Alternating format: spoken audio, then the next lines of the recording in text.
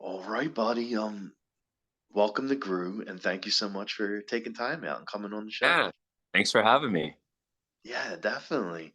So, like the first thing I wanted to start out asking you, besides being involved with music, like you also snowboard too. And when did you first fall in love with boarding, with snowboarding? Oh wow. Probably 1988 or 89. I just turned 50 last year, so um like the probably if there was one generation of snowboarders before me, they were the first, the like kind of the very kind of first pioneers, but like that started actually turning it into kind of like a professional option. And then I was in like the early 90s to like late 90s, I was a pro rider for LibTech. And I just came from living in the Northwest, living in Seattle, close to the mountains, going on ski buses when I was a kid, and just having a love for the mountains. Oh, that's awesome. Nice. And was there anyone that inspired you to like any snowboarders or Yeah. skateboarders? Yeah, I grew up on skateboarding. So I was a skateboarder before I was a snowboarder. And, all the street skaters in the late 80s and especially the 90s were always some of my favorites, like Nadas Kappas or Matt Hensley and, those guys. So that sort of put like street skating was just a lot more creative back then than say Okay. like ramp skating, which always seemed impossible because you had to have a vert ramp or live in California to get into some of those bowls that you'd see from those days. So mini ramps were big when I was a kid, and street skating became very popular, and that street skating style sort of transferred over to snowboarding. So that was like we were snowboarding at the beginning was kind of surfing down the mountain, and then it quickly became boards getting designed to basically handle kind of skate style tricks out on the mountain, and evolved from there. Oh wow, nice. Yeah. And what did what do you love most about it, like about boarding? The creativity, it's just like skateboarding. Everybody has a little bit of has a different take on it. We all kind of know what it is, and what's possible, but everybody's sort of individualism comes out on a board or a skateboard, just like an artist with a brush, I guess. It's like um no, some people might look like they do a trick the same way, but in reality, if you really were to slow it down, you'd see a lot of differences. And I think that's Yeah. what makes it special for any one of us that gets into these sports, or tying it into music. It's like Mhm. the same chords that you hear all the time can sound completely different from artist to artist. Oh yeah, I know. I noticed that like when I'm seeing like a band live or whatever, and everyone's different the way they play. Yeah. Yeah, it could be like the way that they strum. It could be the way that they hold the strings, or bend the strings. I mean, there's just so many nuances to the creativity behind you know music, or in skateboarding and snowboarding. And I think that's what draws a lot of people to both of those things, and why they're so integral to each other. Like music is a huge part of skateboarding and snowboarding. Yeah. um and so it's kind of no wonder I got wrapped up in not only like listening to music, but playing music too as a young person. Oh wow, all right. And I was reading Tony Hawk tested one of your boards, right? Yeah, well, he tested one of this. So when we started up this cardboard chaos idea, he rode the skateboard that we built. Oh So wow. skateboard out of cardboard. Um, and it was really well engineered, so it could withstand like real skating. But Yeah, he was totally game to ride it. He was such a well, one, he's just such a cool, individual. Like, he's so kind, and he's done so much for skateboarding, but he's also just likes to have fun, and he was willing to test this crazy concept we had. Oh, sweet. Yeah. And you're the CEO of both the snowboarding and cardboard sessions. And can you tell us a little bit about like your show that you're doing, the Yeah, so YouTube show? it, yeah, it's like, so more like a like the I founded Signal Snowboards. So yes, I'm the CEO there, just by like, whatever, in snowboarding. And for cardboard, our cardboard world is not really like a massive, like, it's not an entity so much as a space for expression. So yeah, we have a small company that maintains the like our crew and everybody that goes out and shoots like a cardboard chaos or a cardboard sessions. But it's more just an expression of like, you know making cool things, and basically bringing people together to test those things or play those things. um so yeah, kind of got lost on the question, but yeah. Yeah, I just like like you have a show that you're doing now, a YouTube show. Like if you could tell us like about the show and what the show is about and all that. Yeah, so the YouTube show is called Cardboard Sessions, and a few years ago, pre-pandemic, we had used this show Cardboard Chaos to partner with Fender and build a cardboard Stratocaster.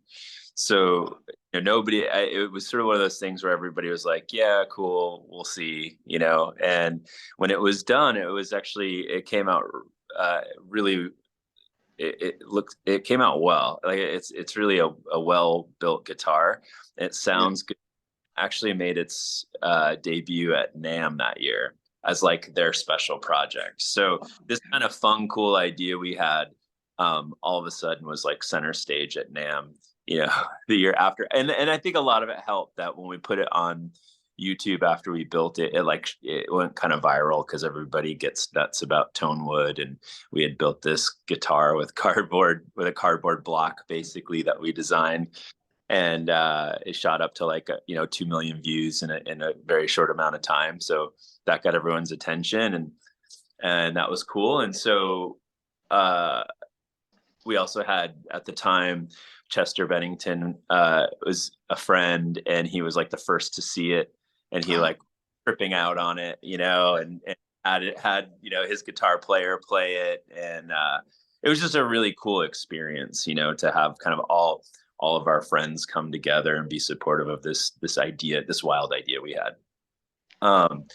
That doesn't Like, we've had crazy ideas in the past too, so this kind of catching you up to some of the stuff that we've done, kind of like the cardboard skateboard for Tony, or yeah, the Stratocaster. And so then we were like, well, let's make, why don't we did this was so much fun, and this opened up such a cool new audience of people. Like, let's build a drum set and to go with the Stratocaster. And so we partnered with our friend Cy at Masters of Maple, and he really helped us like build this drum kit. And we ended up having Eric from Stone Temple Pilots test it, and so Eric played it, and it sounded great, and it looks cool, and we were like, holy crap! Like, we have guitar and drums now, and so we were always joking about having actually people play them, but same time we were just kind of doing other stuff, and that was the show, was to go and can we make a cardboard drum set sound good? And yes, we did. And then that was kind of like on to the next show. And so, the pandemic hits, and everybody's kind of not doing much. And I started thinking about those instruments, and I was like, we should just pull those out, like, after, everyone started getting back to life, and just bring our friends that are musicians together, and play them. And just, we'll kick up a show called Cardboard Sessions. We'll set these instruments up. The artist could choose who they want to play with. So it could be a band, or it could be just like a kick-ass drummer that's like, I can't do it with my band, but I would love to play with, you know, this guy or whatever. And so we kind of set that up. And the first session was with John Theodore from Queens of the Stone Age. Yeah, yeah. Yeah, and he brought in Isaiah Mitchell, who is playing guitar for the Black Crowes at the time, but is also in this super sick band called Earthless. And I think I've heard of them. oh, good. It's just like mostly instrumental, like 10-minute songs, just ripping guitar. Isaiah is amazing. So those guys kicked off the first Cardboard Session. We ended up doing it. So the idea was to go into like a really nice studio, bring in a solid engineer, so everything's recorded professionally, and you get like basically master quality recordings, right? Not just like cameras or whatever. So we brought in this producer engineer, Robert Carranza, that's done a lot of different albums and stuff, and is really respected in that space. And he just made like those two guys, and then Robert and us, like we were just blown away in the room. We're like, holy, like we did not expect it to be like that good. We knew we were going to see something special because John and Isaiah are amazing. But when you heard it back through the board and you watched John and Isaiah kind of riff off of each other and Robert kind of mix it, it was like, wow, we have something really special. Like these are sometimes original songs, or if they're songs that they've done before, they're played just a little bit differently because of the setup. And then they're also inspired by the fact that they're playing weird, oddly designed instruments out of cardboard. It's just like a very cool, organic sort of progression of some of these, some of the shows we've done in the past. And it's really special to me personally because I love, working with artists, and I love music. And so to be able to be in the room when they're playing something original or something new, it's like, it's all time. Wow, that's really amazing. Like just I mean, creating something like this, and then making a show based on musical people, like playing stuff that you and your team are building. Like Mm-hmm. that's really amazing. I love that. Yeah, cool. Yeah, it's a lot. So like not only do you build the guitars, like you also play too, right? Yeah, and I should like be a little clear. Like we like facilitate, like we basically work with the master builders to build it. So I'm not like, it's like I'm not building a Stratocaster myself. I'm working with the best of the best to build that Stratocaster. Mhm. And same with the drums and everything else. But yeah, I do play guitar. I've played since I was like 17, 18. I'm not great at it. Like I'm like, you know what I mean? I feel like I've always like picked it up, put it down. Or I have two kids, so like when I had kids, I played a lot less. But Yeah. it doesn't matter. I still love playing, as much as I can. Is there any song you like playing? Like and any song like when you pick it up, you're like, oh, this is my song. I'm gonna play. Oh, I wish I had one. I'm really bad at covers, so like I don't Okay. know a lot of covers, and that's something I kind of have on my I don't know, sort of horizon for yeah, something to kind of set some new goals for myself. Like I play the same stuff over and over, same like little like blues riffs and stuff. Yeah, So I yeah. pick a couple of songs this year and learn them. Wow. Okay. Okay. Is there any musical person, like any band or artist like that you would love to have on the show? Yeah, man, I have a huge list, man. I had it in front of me. Actually, probably could find it, but um, you know, what I'd love to. I mean, for anyone from like Sting, Yeah. of Sting. Um, we just had Marcus King. I don't know Yeah. if you know, we just Hmm. had his session will be out probably next month. Uh, Nice. Time's Up perfectly with his new album that he did with Rick Rubin, which is super cool. Uh, we want God, Dave Grohl, of Oh, course. of Like course. gotta have Dave come through at some point if we can. We did work with some guys at Rancho De La Luna. They're all buddies, so getting closer. In a way, like just get it. The goal is really to just like see like have new artists come in that really want to play, and I always find that when they come in it opens up like 3 or 4 doors to other people that they're like, who'd be great for this. And I'm like, yeah, and then Dave's name comes up every once in a while and I'm like, dude, that'd be so awesome, if we could get Dave. But yeah, I mean there's all sorts of bands. I wish I could. It's almost overwhelming thinking about them all. I'll come, there's so many good ones out there. Oh yeah, there's tons, Yeah. and I mean Dave Grohl would be amazing. I mean, he's so cool. He could play everything. Like when we did the Jay Mascis episode, it was pretty cool because he was the first artist we worked with where he played all 3 instruments, and we had just finished the bass at that point with Fender. So he started on the drums and then laid the bass track and then laid the guitar track. So his is actually like him playing all 3 instruments, which is a little bit like that player thing Dave did, right? Like I don't know if you saw that, but where he played every instrument, and Yeah. you're like, something like that, or he could play with any one, number of friends. Oh my Um, God, dude. yeah, we'd love to get Ringo. Obviously, that'd Oh be yeah, insane. of course. Just to have Ringo on a cardboard drum set and just like his awesome like kind of personality shining through.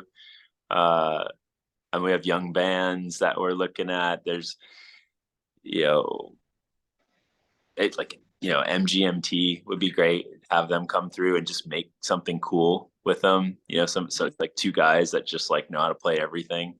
Um, yeah, so there's all sorts of ideas floating around, and really it's us trying to sync up with some of these artists' schedules. But what we might do here is we might try to set up a little studio during Coachella and have like a little bit of Coachella sessions, because once everyone's in one space, it's a little bit easier to like have them come by and True.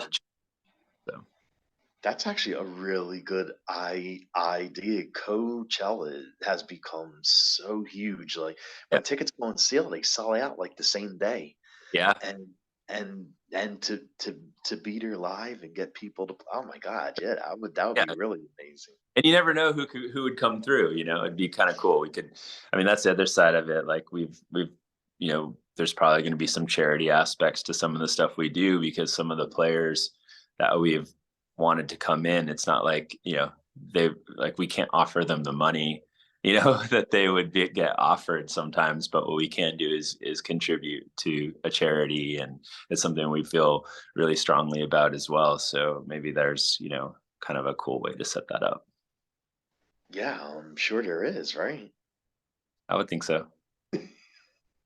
And so, like, what kind of bands and artists do you like listening to? Like, who's on your playlist? Man, I listen to everything from, like metal to like kind of doom rock to hip hop. I kind of grew up in that, like in skateboarding and snowboarding, in that perfect time where we listened to everything. Like we grew up skating to like Metallica and Slayer and Danzig or Misfits, but we Yeah. also like beauty of being, like totally engulfed in the 90s hip hop scene and West Coast, like Dre and Tupac and, and Tribe Called Quest. And so I think like that, uh, when I look at like my own kids' music taste, where now like there's no, when you were in the 80s and you met punk rockers, like that's all they listened to, or Oh yeah, metal, of course. it's like everybody listens to everything now. And I think that's just like awesome, because there's so much, like as I've gotten older, it's like I was not a country fan growing up. I just was like, country music, not for me. And now it's not, I'm not like, I don't love the like, country pop stuff, but like, some of the stuff coming out like Jason Isbell's records, or, Chris Stapleton, or, some of those guys, you're like, dude, how can you not like enjoy listening to this record? It's so good. Um, so I like a little bit of everything. Nice, nice. Hey, Yeah. that's the way to be though. Like listen to some rock, some pop, some blues, you know. Some jazz, sprinkle it all in there, Chet Baker, Ann Peebles, like whatever. There's so much good stuff out there. Definitely. So if you were gonna do a karaoke song, what do you think you would sing? Oh, dude, my go-to karaoke song is Bruce Springsteen, "Dancing in the Dark." Oh, I love that song. Yeah, I do too. And it's not that hard. It's kind of in the right vocal range. Yeah, that's the go-to every time, and I just like the song. Okay, okay. Nah, nah, that song's a classic, definitely.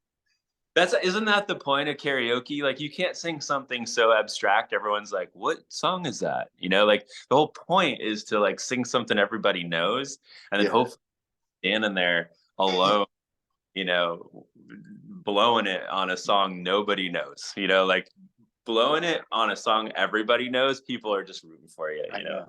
I know. They don't even care if you're singing bad. Like they'll still Help you. sing the words. Yeah, yeah, yeah. How about you? Karaoke song? Me, I usually go with like a song that everyone knows so that I could stop singing at some points and they just sing and they won't notice. Yeah, That's a good move. So I usually do like don't don't stop believing. Like that's like usually one that I do because I don't even have to sing the full song. I just make the people sing when they start getting all hype about it. Yeah, nice work. Yeah, that's not an easy song to sing either. So I've No, no, no, I don't do good at all with it either. nice. And I usually ask guests this when I have them on. I'm a big horror guy. Are there any horror films that you like? Oh, maybe not. So yeah, you'd be watching those flicks alone if we were friends. Not, I like, I don't like horror films. I do like thrillers though. Oh yeah, yeah, I like definitely. like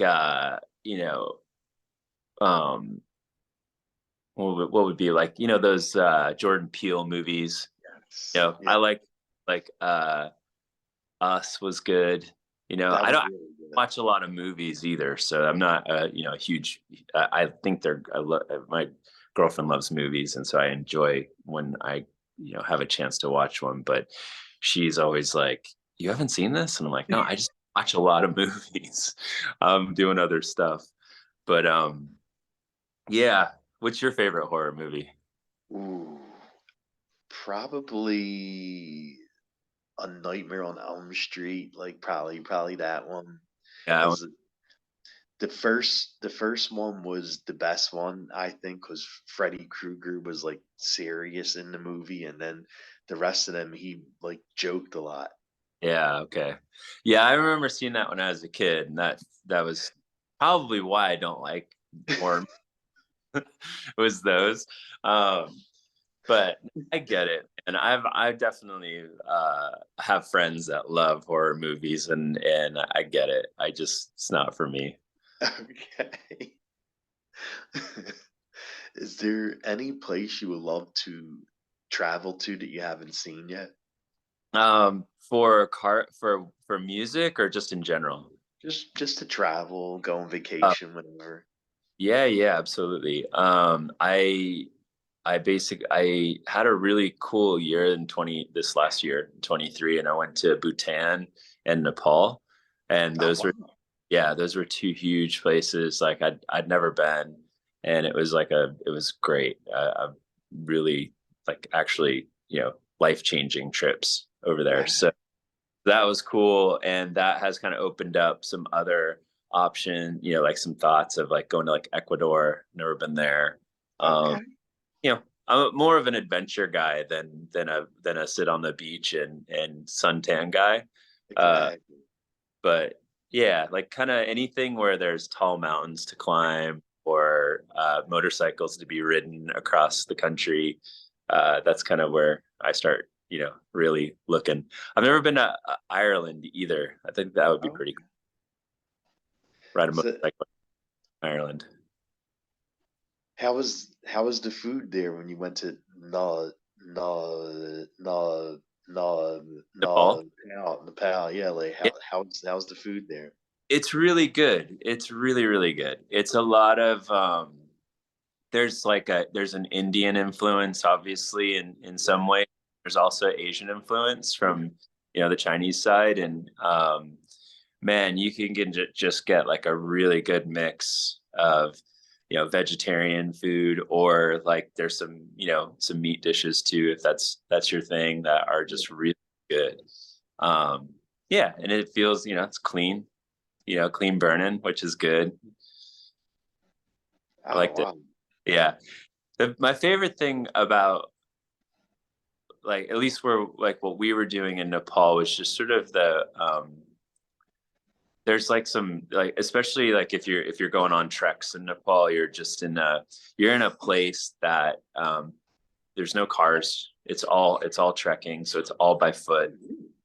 It's been that way for thousands of years. Oh It's damn. like, and you just kind of get a sense of a way of life that was how you managed your time. You were like, okay, we're gonna go to here. It's a 5-day trek, and so you would spend 6 to 7 hours on your trek getting to a place, and then hunker down, get your food, prepare for the day, and what would take probably a few hours or a half a day by car takes 2 weeks, and it's Oh just there, god. and it feels great. It's like there's something kind of special about that. So, Wow. Like I didn't even know there was a place that don't use cars. but the whole like part of Nepal where you trek like to like Everest Base Camp, they call it like the EBC Trail or whatever, and Yeah. you go to different towns to get to the Everest Base Camp or some of the other places you might want to trek to over there. It's just all by foot, or you could get Wow. a ride if you're fancy, but most people prefer to trek. That's why they're there. Okay, that's very interesting. I never knew that. Yeah. Wow. And is there anything coming up for you that you would like to plug? Like anything you're working on? Any guests coming on your show? I mean, just that I'm really proud of the Marcus King episode that's coming out next month. I'm excited for you to see it and for any of your fans to see it. We just did one. We just released Meg Myers in January here, and I think she's just an absolute powerhouse. Um, to be honest, like I didn't know much about Meg before I met her, Yeah. and being in the room with her when she was singing, and she came up with that song um, before, like, for this show, for this episode. So it's Okay. originally it doesn't exist anywhere else, and she just blew us all away. She's about 5'4" maybe.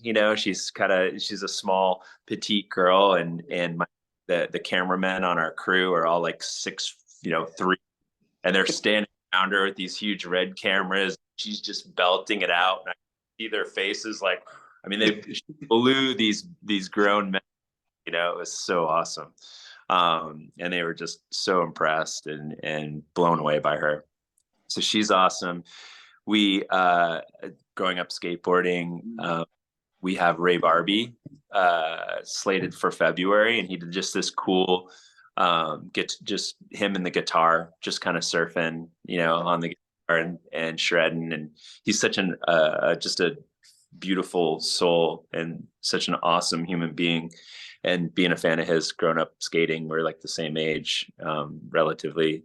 I'm stoked to see his episode next month or this month, in like the next, probably be like the third week of February. Oh, okay. So yeah, we got, we have, there's a those would be the ones I'd like to plug, and then, just stay tuned for more. We can't really say who right now because it's, sometimes things fall through. I don't Oh want yeah. to create any false promises, but yeah, the Marcus King one's going to be solid. I think it might be the first time we have a couple different edits because he did a few songs. Oh, that's awesome. Yeah. Wow. And where could fans follow you at? Follow YouTube /Signal Snowboard is probably the best place to watch the videos. I'm at Dave M. Lee on Instagram. I don't really use it though. I'm kind of so maybe don't follow me. And yeah, you know, I would say YouTube /Signal Snowboard, and check out our snowboard company too. That's another thing that we do that I'm super proud of. We make kick-ass snowboards and gear for the mountains. Wow. You see, you have your hand in a little bit of everything, right? Like it, yeah. I prefer. I can't. It suits me to do multiple things. If you Yeah, if you got to know me more, you'd be like, "How does it make sense? This guy like needs." I have a little bit of an ADD, kind of guy. So Hey, it's actually working out good for you then. yeah, it keeps me like it totally keeps it funny enough. All these things keep me very grounded. I like Yeah, I exactly. appreciate all of it. So, but thanks for having me. Definitely. It Yeah, was really fun chatting. Thanks for coming on and doing yeah. this. I'm stoked to see how this comes out, and you know, I really appreciate you guys. Appreciate you, taking the time to chat with me. Of course, yeah, yeah, it was fun. I liked it. Cool, man. All right, well, have a great day and have a fun weekend. You too, man. Nice to meet you. Nice meeting you too. Thank you. Bye.